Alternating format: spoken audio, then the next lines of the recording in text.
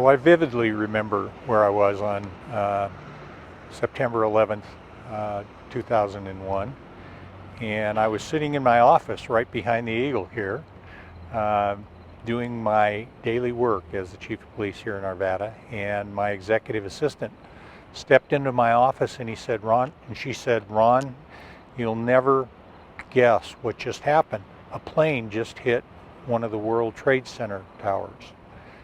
And I just was in shock, and probably like most everyone else, wondering how can that be an accident? And before I even had time to process it, we heard that a second plane had hit the other tower at the World Trade Centers. And at that point, I think all of us just went into shock.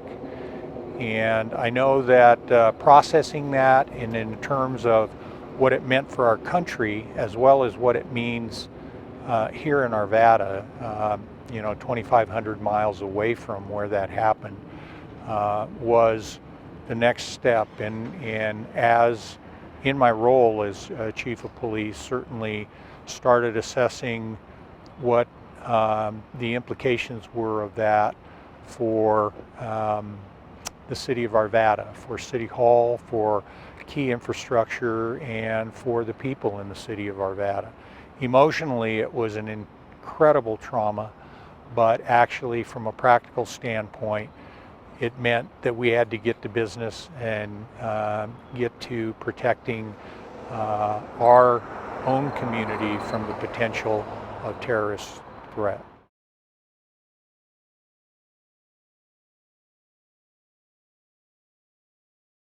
So, remembering when 9/11 occurred, thinking back, I know like a lot of us, we were probably thinking about going to work, and it was 7:45 in the morning, and I remember more or less just having gotten dressed and thinking about heading out, but also having the news on, as a lot of us do, heading out for our day.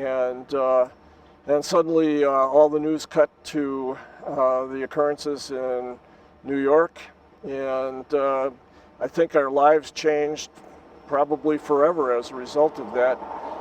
The situation in New York City was not clearly just an attack on that city.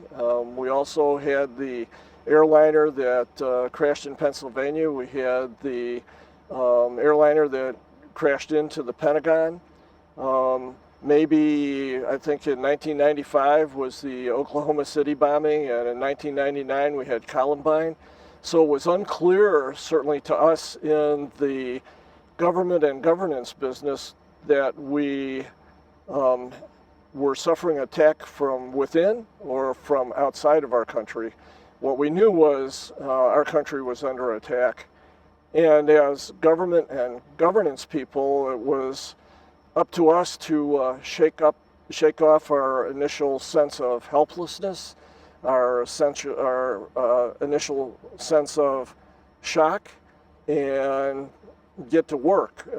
In our case, we had a community of about 110,000 people at the time, and we needed to think really hard about our new sense of vulnerability and what that meant for our workday and the weeks ahead. So a lot of us got to work pretty fast and gathered and thought about what we needed to do to address the needs of Arvada at the time, and our citizens who were going to feel the same feelings and emotions as we, but who perhaps had not had the kind of training that we've had to respond to emergencies. And so our department heads went to work, in particular in the police department, and we locked down any number of facilities. We had hundreds of calls that first day, if not thousands of calls over the next couple of days about the water system and the vulnerability people felt about the safety of the water they were drinking. And we could assure them of that, whether they accepted that or not, that our water system in fact was safe. And otherwise, community facilities were pretty much locked down. The police presence was extraordinary, and the ability of our police officers to pretty much calm the waters, as it were, for employees of the city, so we could work with a sense of safety, and for the citizens of the city. In any case, we remember sharply the need to get to work and be there for our citizens. So that, amongst many other thoughts, remain very, very clear to me today, and I'm sure for everybody in the community who was at least an adult, and maybe a lot of kids too.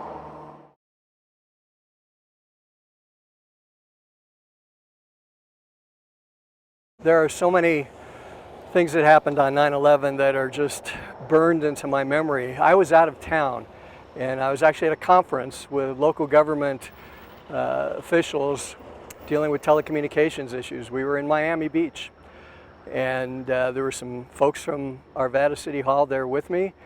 We had a number of people from Colorado, people from all over the country. The night before, we all were at a bar watching Monday Night Football, watching the Broncos beat the Giants on opening night. And we were happy that night, but it sure changed the next morning. We went down for breakfast into a room where they were serving all the conference attendees. And there was a very weird announcement. And the first announcement we heard, they came over the PA and said, if you are from New York, call your office. And that was a little confusing. Well, they had a exhibit hall for all the exhibitors, and it was a telecommunications conference, so there were a number of entities that had big TV screens. And soon we heard someone say a plane hit one of the towers. And I grew up in northern New Jersey. There's a small airport in northern New Jersey called Teterboro, and my first reaction was one of those small planes probably clipped a wing on one of the towers. And then we started hearing terrorist attack. And at some point, everyone went out to the exhibit hall and stood in front of those television sets, which were all focused on the news. And we could see the smoke coming out of the first tower. And we were actually standing there watching when the plane hit the second tower. And it made us all numb. We were just, all these people together in complete shock as we watched the second tower get hit. And at some point, it hit me that I needed to check in with Arvada, and I needed to check in with my family. I think we felt so removed. Everyone that day really just wanted to be around their spouse and their kids and hug the people that you love.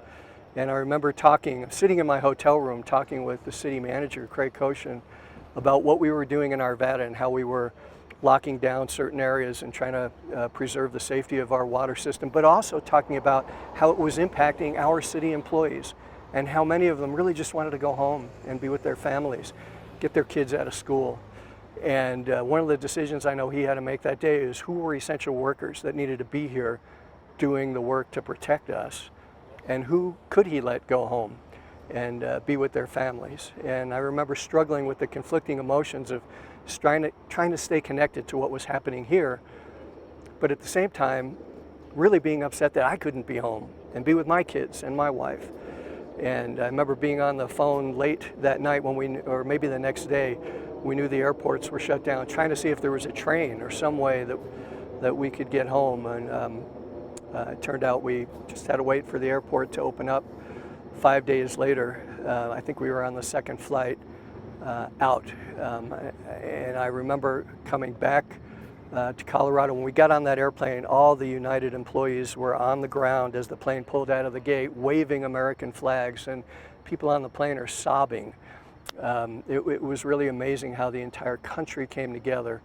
And I remember coming back to Arvada and hearing, not just in Arvada, but all over the place, about certain of our citizens of minority background who were being targeted in response to this, and visiting some of the Middle Eastern businesses in Arvada and talking to the business owners about how they were doing and trying to provide some support. And it was just heartwarming how Arvadans came together at that time.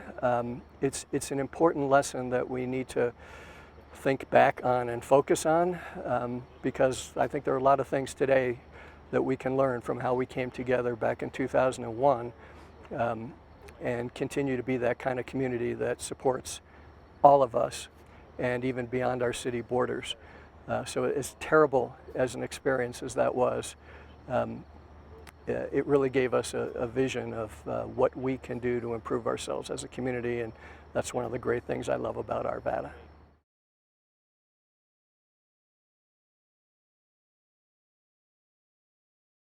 I'm Arvada Mayor Marc Williams. As we reflect back on the 20th anniversary of September 11th, there are so many thoughts that go through my mind as I remember my reaction and my experience and the experience of Arvada on that day and the days that followed. I had a meeting at Joe Jean's office in which we were discussing a youth foundation for Arvada. And as I was getting ready, I had on the Today Show, and they're coming on with reports about this small plane that had hit one of the World Trade Center buildings, and it was very sad and you felt bad. But then as you're watching it, you see a second plane hit the second tower.